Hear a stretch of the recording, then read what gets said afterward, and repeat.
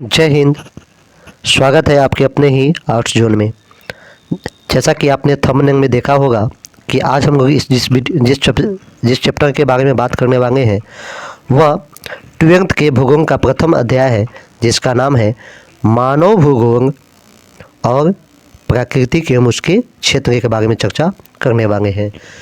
तो अभी तक जो हमारे आर्ट्स जोन से नहीं जुड़ पाए हैं, मैं उन तमाम छात्र छात्राओं को यह सूचित करना चाहता हूं कि हमारे आर्ट्स जोन में जुड़ जाइए, क्योंकि यही वह जरिया है, यही वह चैनल है जो आपको सफलता दिलाएगी बिहार बोर्ड की परीक्षा में।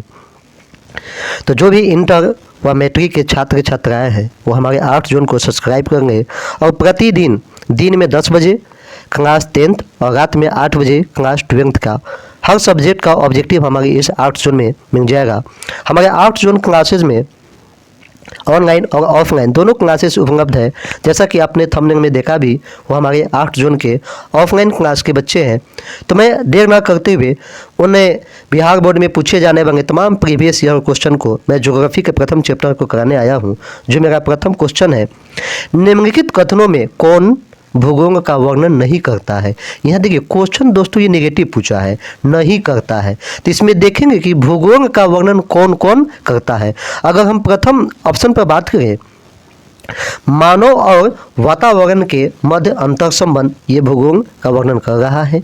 समकलनात्मक अनुशासन, ये भी कर रहा है। द्वैतवाद पे आधारित अध्ययन, ये भी कर रहा है। लेकिन ऑप्शन डी पर अगर हम चर्चा करें तो ऑप्शन डी हमको बता रहा है प्रौद्योगिकी विकास के कारण आधुनिक समय में प्रासंगिक नहीं है। ये बात गलत है। यहाँ नहीं लगा के इस क्वेश्चन का आंसर ये हो गया है। आप देख रहे हैं क्वेश्चन में भी नहीं है और आंसर में भी नहीं है, लेकिन ये ट्रिक तो कुछ हद तक है। लेकिन कह रहा है प्रौद्योगिकी विकास यानी टेक्नोलॉजी का डेवलपमेंट के कारण आज आधुनिक समय जो प्रासंगिक हुआ है, लेकिन यह कह रहा है नहीं हुआ है। इसलिए दोस्तों इसका राइट आंसर जो हो जाएगा वो ऑप्शन नंबर डी हो जाएगा। चूँकि नेगेटिव क्वेश्चन था तो आंसर भी हमको नेगेटिव ही खोजना था। नेक्स्ट क्वेश्चन की तरफ हम लोग देखते हैं। अगला क्वेश्चन, निम्नलिखित में कौन भौगोलिक सूचना का स्रोत नहीं है। ये भी नकारात्मक क्वेश्चन है, नहीं पूछ रहा है कि भौगोलिक सूचना का स्रोत नहीं है, मतलब किन माध्यमों से हमें भौगोलिक सूचना का ज्ञान प्राप्त नहीं होता है। तो मानचित्र से हमें भौगोलिक सूचना का ज्ञान हो जाएगा। यात्रियों के विवरण से भी हमें हो जाएगा, क्योंकि विभिन्न विदेश यात्री भारत आए और उन्होंने भारत की भौगोलिक स्थिति, राजनीतिक स्थिति, सामाजिक स्थिति के बारे में चर्चा किया, तो उनकी यात्रा विवरण से भी पता चल सकता है। लेकिन ऑप्शन नंबर डी सी कह रहा है उपग्रहों से मिलने वाले चट्टानों के नमूने। तो उपग्रहों से मिलने वाले चट्टानों के नमूने से हमें भौगोलिक सूचना का ज्ञान नहीं हो सकता। प्राचीन महाकाव्य से भी हो सकता है, जैसे महाभारत, रामायण, इससे हो सकता है। तो दोस्तों इसका राइट आंसर जो होगा वह ऑप्शन नंबर सी पर चला जाएगा। इसका राइट ऑप्शन सी हो जाएगा। ठीक है, नेक्स्ट क्वेश्चन को देखते हैं। क्वेश्चन नंबर 3 है, निम्नलिखित में कौन मानव और पर्यावरण के बीच अन्वयन क्रियाओं का सर्वाधिक महत्वपूर्ण कारक है। बोल रहा है कि इसमें कौन सी चीज़ है जो मानव और पर्यावरण के बीच क्रियाओं को सर्वाधिक महत्वपूर्ण कारक है, यानी मानव और पर्यावरण के बीच कार्यों को संपादित करने का काम करता है। तो इसमें जो राइट ऑप्शन आपका हो जाएगा वो हो जाएगा आपका तकनीकी विकास। तकनीकी विकास ही आज मानव और पर्यावरण के आपस में अन्वयन जोड़ने का काम कर रहा है और ये सर्वाधिक हमारे लिए महत्वपूर्ण है, तकनीकी विकास। नेक्स्ट क्वेश्चन 4 नंबर, मानवीय क्रियाएं किस भूदृश्य की रचना करती है। अगर मानव की क्रियाकलाप की रचना की हम बात करें तो मानव की जो क्रियाकलाप है वह सांस्कृतिक भूदृश्य की रचना करती है। इसका राइट ऑप्शन बी हो जाएगा। नेक्स्ट क्वेश्चन की तरफ देखते हैं। वेंदा के समाज में वनों को क्या कहा जाता है। वेंदा एक हमारे समाज के एक प्रजाति है ना। वे समाज के लोग वनों को क्या कहते हैं। तो वेंदा समाज के लोग वनों को पेंडा कहते हैं। ऑप्शन नंबर ए हो जाएगा। वेंदा समाज के लोग पेड़ों को क्या कहते, वनों को क्या कहते हैं, पेंडा कहते हैं। ठीक है, नेक्स्ट क्वेश्चन, और ये काफ़ी बड़ा क्वेश्चन है, घबराना नहीं है, कॉन्सेप्ट के साथ इसको समझेंगे। हमारी पृथ्वी को नियंत्रित करने वाले भौतिक नियमों तथा इस पर रहने वाले जीवों के मध्य संबंधों के अधिक संश्लेषित ज्ञान से उत्पन्न संकल्पना मानव भूगोल की यह परिभाषा किस विद्वान ने दिया था। यह मानव भूगोल की परिभाषा दिया हुआ और यह पूछ रहा है कि यह परिभाषा किस विद्वान के द्वारा दिया गया है। तो इतना सुंदर परिभाषा जो है वह ब्लॉस महोदय के द्वारा दिया गया था। इसका ऑप्शन नंबर सी सही हो जाएगा। नेक्स्ट क्वेश्चन की तरफ आते हैं हम लोग और अगला क्वेश्चन है हमारा, संभववाद शब्द का प्रयोग पहली बार किसने किया था। आप जब ये ज्योग्राफी का प्रथम चैप्टर पढ़े होंगे तो उसमें संभववाद और निश्चयवाद के बारे में पढ़े होंगे। तो यह पूछ रहा है कि संभववाद का शब्द का प्रयोग सबसे पहले किस विद्वान ने किया था। तो संभववाद का सबसे पहले जिस विद्वान ने प्रयोग किया था उनका शुभ नाम है फेवरो। ऑप्शन नंबर बी हो जाएगा इसका। संभववाद का पहली बार प्रयोग करने वाले जो विद्वान थे उनका नाम था फेवरो। नेक्स्ट क्वेश्चन की तरफ आते हैं, बने रहिएगा हमारे वीडियो में। निम्न में से कौन सा विद्वान प्राकृतिक का मानव पर प्रभाव से अधिक रुचि लेता था परंतु मानव की प्राकृतिक पर प्रतिक्रिया को वह एक समान महत्व देता है। मतलब पूछ रहा है कि किस विद्वान ने प्राकृतिक का मानव प्रभाव से अधिक रुचि लेता है परंतु मानव की प्राकृतिक पे प्रतिक्रिया का कोई एक समान महत्व देता है। तो ऐसा कहने वाले विद्वान के बारे में पूछ रहा है, यह किस विद्वान का कथन है। तो इस विद्वान का नाम है Carl Ritter. Option number D इसका राइट हो जाएगा। नेक्स्ट क्वेश्चन, क्वेश्चन नंबर 9, शताब्दी का विकास जापान के संदर्भ में यह कथन किस विचारधारा से संबंधित है। कह रहा शताब्दी में, समझने वाली चीज है, शताब्दी का विकास जापान के संदर्भ में यह कथन किस विचारधारा से संबंधित है। तो यह विचारधारा जो संबंधित है वह संभववाद की विचारधारा से संबंधित है। ऑप्शन नंबर ए हो जाएगा इसका, संभववाद की विचारधारा से संबंधित है। क्वेश्चन नंबर 10, 1990 का दशक किस उपागम के लिए जाना जाता है। 1990 का दशक की अगर हम बात करें तो यह उपागम जो जाना जाता है वह उत्तर आधुनिकवाद के ऊपर जाना जाता है। अन्वेषणवाद मतलब होता है दोस्तों खोज, आधुनिकवाद नहीं होगा, इनमें से ऑप्शन डी होगा ही नहीं। लेकिन उत्तर अधिनायकवाद का विकास 1990 के दशक में सर्वाधिक हुआ था। तो ऑप्शन नंबर ए हो जाएगा। नेक्स्ट क्वेश्चन 11 नंबर, मानव भूगोल में क्षेत्रीय विभेदन उपागम कब प्रचलित रहा। तो मानव भूगोल में अगर हम क्षेत्रीय विभेदन उपागम की बात करें तो यह उपागम दोस्तों 1930 के दशक में क्षेत्रीय विभेदन उपागम शुरू हुआ।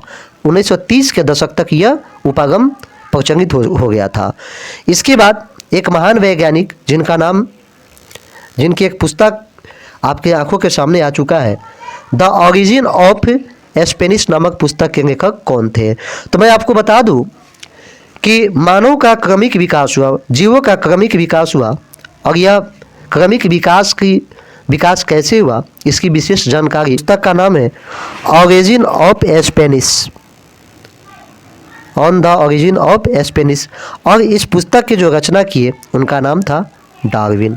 इनका पूरा नाम था चार्ल्स डार्विन। याद रखिएगा दोस्तों इस क्वेश्चन को। ऑप्शन नंबर ए हो जाएगा डार्विन। नेक्स्ट है history of civilisation of England नामक वकन की पुस्तक किस वर्ष प्रकाशित किया गया। तो ये पुस्तक जो प्रकाशित किया गया वह 1981 में प्रकाशित किया गया। पुस्तक का नाम याद रखिएगा, history of civilisation of England नामक पुस्तक जिस वर्ष प्रकाशित हुआ वह वर्ष था ऑप्शन नंबर बी 1881। और अगला क्वेश्चन 14 नंबर को हम लोग देख लेते हैं।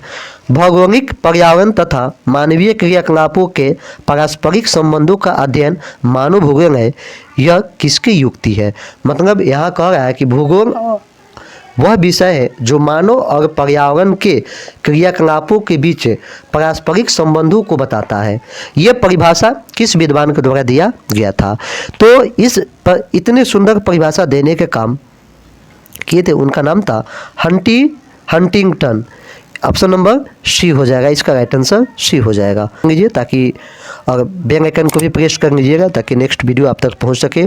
और अपने दोस्तों को, अपने रिश्तेदारों को भी जो इस बार मैट्रिक व इंटर परीक्षा में सम्मानित होने वाले हैं, उन तमाम छात्र छात्राओं को जोड़े ताकि उनका भी हमारे इस चैनल से कल्याण हो जाए।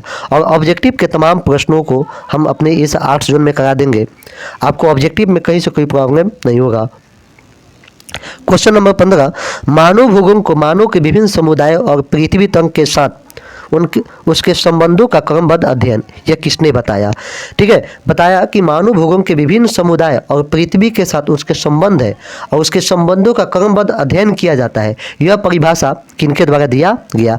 तो यह परिभाषा जो दिए थे हमारे महान भूगोलवेत्ता जिनका नाम था रैटजेंग के द्वारा यह परिभाषा दिया गया था। इसके बाद प्रत्यक्षवाद के समर्थक कौन थे? ठीक है, तो प्रत्यक्षवाद के जो समर्थक थे उनका नाम था विलियम वंग नाम था। विलियम वंग जो थे वह प्रत्यक्षवाद के समर्थक थे।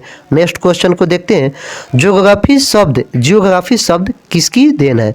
तो जियोग्राफी शब्द जो है वह हमारी हो जाएंगे ऑप्शन नंबर सी हो जाएगा, ऑप्शन नंबर सी हो जाएगा। और ऑप्शन नंबर सी में हमारा इरेटास्थेनीज साहब जो थे वो ज्योग्राफी शब्द का उत्पत्ति किए थे। ये बहुत ही महत्वपूर्ण चीज़ है दोस्तों, याद रखिएगा। इरेटास्थेनीज साहब जो थे उन्होंने ही ज्योग्राफी शब्द का उत्पत्ति किया था, उन्हीं का ये वर्ड देन है। क्वेश्चन नंबर 18 की बात करते हैं, मानवीय इतिहास पे जलवायु के प्रभाव का वर्णन किस विद्वान ने किया? ऐसा माना जाता है, ये सदियों युग युग से होता आ रहा है कि मानवीय जीवन पे जलवायु का प्रभाव पड़ा है और इस बात को कहने वाले जिस विद्वान थे उन विद्वान का नाम है हंटिंगटन। इसके पूर्व भी हमने उनके बारे में बताया, यही वो विद्वान थे जिन्होंने बताया कि मानवीय इतिहास पे जलवायु के प्रभाव का वर्णन किया है। वह कहने वाले व्यक्ति है हंटिंगटन। नेक्स्ट क्वेश्चन देखते हैं, नौ निश्चयवाद की संकल्पना किसने दिया? नौ निश्चयवाद की संकल्पना देने वाले जो हमारे विद्वान हैं उनका नाम है टेलर महोदय साहब। ऑप्शन नंबर ए हो जाएगा। नेक्स्ट क्वेश्चन, निम्नलिखित में कौन मानव भूगोल का उपागम नहीं है? यहाँ नहीं पूछ दिया, नकारात्मक क्वेश्चन है। खूब बढ़िया से चीज़ों को समझना है फिर जवाब देना है, कुछ किसी चीज़ का हड़बड़ी नहीं है, प्रेम से चीज़ों को समझिए। तो मानव भूगोल का उपागम जो नहीं है वो मात्रात्मक क्रांति नहीं है, इसका राइट आंसर ये हो जाएगा। अगर पूछ देता कि कौन भूगोल का उपागम है तो क्षेत्रीय असमानता है, स्थानिक संगठन है, अन्वेषण एवं वर्णन है, जबकि मात्रात्मक क्रांति नहीं है। ऑप्शन नंबर ए हो जाएगा इसका right answer. Next question, question number 21, मानव भूगोल अस्थिर पृथ्वी और क्रियाशील मानव के बीच परिवर्तन संबंधों का अध्ययन है, यह युक्ति किस विद्वान से संबंधित है? अब देख रहे हैं कि 2010 एनुअल एग्जाम में यह पूछे हुआ है। दोस्तों मैं जितने भी क्वेश्चन कराऊंगा काफ़ी ट्रिक के साथ एकदम ऑपरेशन करके मैं एक एक चीज़ों को समझा के मैं आपको बताऊंगा और वही क्वेश्चन कराऊंगा जो आपके लिए फ़ायदे में हो, आपको आने वाले बोर्ड एग्जाम में काम आ जाए। तो मानव भूगोल अस्थिर पृथ्वी और क्रियाशील मानव के बीच परिवर्तन संबंधों का अध्ययन है। यह परिभाषा जो दिया गया था, यह परिभाषा हमारे जो विद्वान दिए थे उनका नाम था शेम्पंग कुमारी, इनका पूरा नाम था कुमारी शेम्पंग, जो रैटजेंग के शिष्या थी, है ना। कुमारी शेम्पंग के द्वारा यह परिभाषा दिया गया। नेक्स्ट क्वेश्चन, नॉन निश्चयवाद से संबंधित कौन है? नॉन निश्चयवाद की विचारधारा से संबंधित जो व्यक्ति है उनका नाम है टेलर महोदय। टेलर महोदय ही नॉन निश्चयवाद की विचारधारा दिए थे। इसके बाद मानव भूगोल का जनक किसे कहा जाता है? मानव भूगोल का जनक किसे कहा जाता है? तो मानव भूगोल का जो जनक कहा जाता है उनका नाम है Carl Ritter. Option number D पर चला जाएगा। ठीक है, मानव भूगोल का जनक किनको कहा जाता है? कार्ल रिटर को कहा जाता है। नेक्स्ट क्वेश्चन, क्वेश्चन नंबर 24 को देखते हैं हम लोग।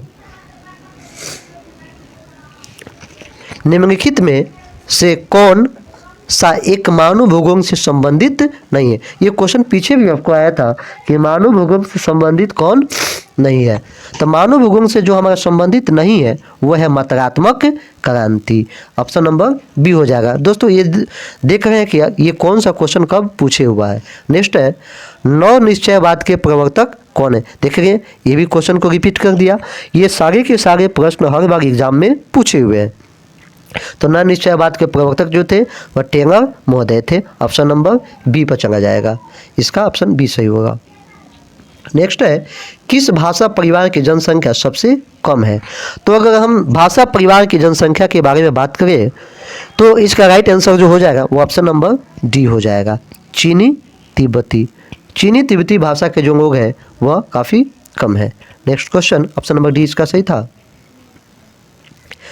नौ निश्चय व संकल्पना का प्रतिपादन किसने किया? ठीक है, तो नौ निश्चय व संकल्पना के जो प्रतिपादन किए थे दोस्तों, ये क्वेश्चन लगभग चौथा बार या तीसरा बार आपको इस सेट में देखने को मिल गया। तो उनका पूरा नाम था ग्रिफिथ टेंगर और शॉर्टकट में उनको टेंगर के नाम से भी जाना जाता है। याद रखिएगा, नौ निश्चयवाद संकल्पना के यही प्रतिपादक व्यक्ति थे।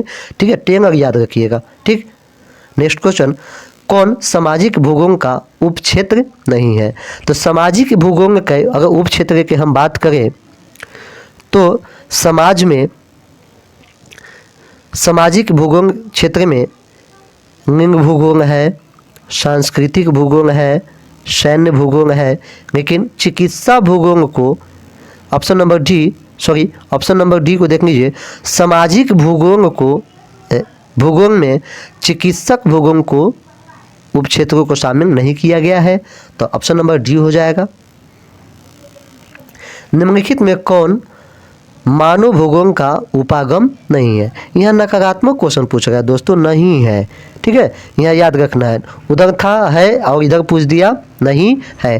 तो मानव भूगोल का जो उपागम नहीं है वह है मात्रात्मक क्रांति। आप देखिए कि लगभग ये भी तीसरा बार क्वेश्चन पूछ दिया। और इधर भी आप देख सकते हैं कि बोर्ड में कितना बार 11 में, 18 में, 20 के ये सारे एनुअल एग्जाम में पूछे हुए हैं। तो जहाँ तक कि मेरा विश्वास है किया आपसे इस बार भी आपसे जरूर पूछेगा, आप इसको जरूर याद रखेंगे। नेक्स्ट क्वेश्चन, संभववाद अवधारणा में किस घटक को महत्वपूर्ण माना गया है? तो संभववाद अवधारणा में जिस चीज़ को महत्वपूर्ण माना गया है वह प्राकृतिक घटक भी है और मानवीय घटक भी है। तो इसका राइट ऑप्शन जो हो जाएगा ए और बी दोनों हो जाएगा। ऑप्शन नंबर सी इसका राइट हो जाएगा। नेक्स्ट क्वेश्चन, पेज में लेते हैं एक नया। और दोस्तों बहुत ही कम समय में मैं आपको बेहतर से बेहतर तैयारी का प्रयास कर रहा हूँ। तो जो अभी तक नहीं जुड़े हैं वो जुड़ जाइए और कमेंट करके दोस्तों जरूर बताएंगे कि ये वीडियो आपके लिए कितना यूजफुल रहा, है ना। नेक्स्ट क्वेश्चन, प्राकृतिक और मानव के बीच पारस्परिक क्रिया का सबसे महत्वपूर्ण कारक कौन सा है? मतलब प्राकृतिक और मानव को आपस में जोड़ने का जो सबसे महत्वपूर्ण कारक है वह क्या है? तो वह सबसे जो महत्वपूर्ण कारक है वह है तकनीक। इस क्वेश्चन को भी रिपीट किया है, यह है ना। प्राकृतिक और मानव जो आज आपस में मानव जो जुड़ा हुआ है, प्राकृतिक चीज़ों को आज हम अपने जीवन में जो प्रयोग कर पा रहे हैं तो वह किसके कारण प्रयोग कर पाए? तो आज टाइम एंड टेक्नोलॉजी का विकास हुआ, टेक्नोलॉजी का डेवलपमेंट हुआ, जिस टेक्नोलॉजी से आज प्राकृतिक वस्तुओं को मानव बड़ी आसानी से है ना प्रयोग कर पा रहा है। तो ये तकनीकी विकास के कारण हुआ। बुद्धिमत्ता नहीं होगा, भाईचारा नहीं होगा, गृह निर्माण नहीं होगा। नेक्स्ट है, किस भाषा परिवार की जनसंख्या सबसे अधिक है? उधर पूछा था कि किस भाषा परिवार की जनसंख्या सबसे कम है, अब पूछ रहा है किस भाषा परिवार की जनसंख्या अधिक है? तो भारतीय यूरोपीय भाषा की जो जनसंख्या है वो सबसे अधिक है। नेक्स्ट क्वेश्चन है, इनमें से कौन सामाजिक भूगोल का उपशाखा है? अगर सामाजिक भूगोल की उपशाखा की बात करें तो उधर पूछा था नहीं है ना, इधर पूछा है। तो चिकित्सा भूगोल जो है वह सामाजिक भूगोल की उपशाखा है। अब समझ में आ गई बात। नेक्स्ट क्वेश्चन को हम लोग देख लेते हैं और क्वेश्चन नंबर 34 है, स्थानिक संगठन भौगोलिक अध्ययन का उपागम रहा है। स्थानिक संगठन भौगोलिक अध्ययन का उपागम रहा है तो ये किसके बाद रहा? ये आपसे कालखंड पूछ रहा है। तो 1950 से 1960 के बीच में रहा है। तो अब अगले क्वेश्चन की तरफ आते हैं और ये अंतिम क्वेश्चन है, लगभग 2 क्वेश्चन है, 35 और 36। मानव भूगोल का संस्थापक किसे कहा जाता है? ये 2023 के एनुअल एग्जाम में आपसे पूछा हुआ है। तो मानव भूगोल का जो संस्थापक थे उधर भी मैंने आपको बता दिया था, वो थे रैट जेंग। इसके बाद फिर ये क्वेश्चन आपसे पूछ दिया कि मात्रात्मक क्रांति संबंधित है, तो मात्रात्मक क्रांति जो संबंधित है वह भौतिक भूगोल से संबंधित है। तो दोस्तों आप कमेंट करके ज़रूर बताएं कि कैसा रहा आपके लिए वीडियो, और हमारे आर्ट्स जोन को लाइक कर दें, सब्सक्राइब करें और अपने दोस्तों को साथ जोड़ दें। मैं एग्ज़ाम के पहले मैं आपको बेहतर तैयारी करा दूंगा। जय हिंद,